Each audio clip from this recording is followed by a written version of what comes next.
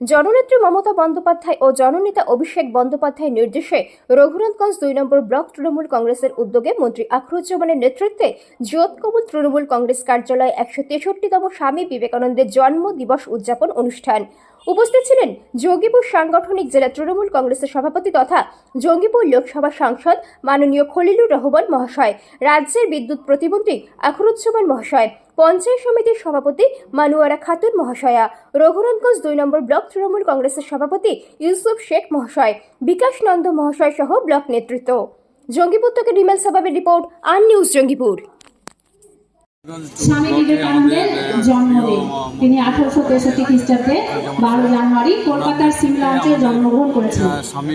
আমি ছোটবেলার কথা বা ডাক নাম এসব বলবো না, একটু অন্যদিকে যাব, কারণ যেদিন থেকে শুনেছি যে বক্তব্য দিতে হবে তো 2-3টে বই পড়ে এটা বুঝতে পেরেছি আমরা তিনার বক্তব্যের মূল জিস্ট যেটা সেটা তার মধ্যে একটা অধিবেশনে তিনি কি ভাষণ দিয়েছিলেন সেই সম্বন্ধে আজকে আমি একটা বলবো।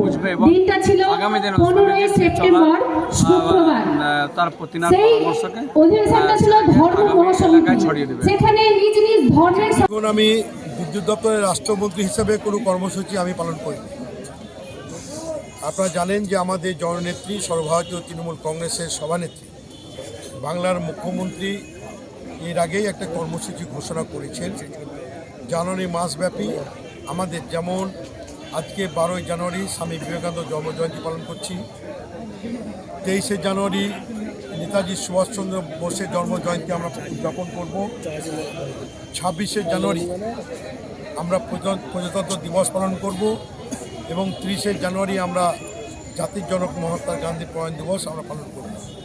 আমাদের নেত্রী শুধু জনগণের ভোটের জন্য নয়, এই যে মনীষীগুলো আজকে আমাদের দেশ স্বাধীনতা করার ক্ষেত্রে এবং বিভিন্ন ক্ষেত্রে দেশের যিনারা আমাদের ধারক এবং বাহক নতুন প্রজন্মের কাছে তুলে ধরার জন্য আমাদের জননেত্রী 1 মাসব্যাপী কর্মসূচি ঘোষণা করেছে।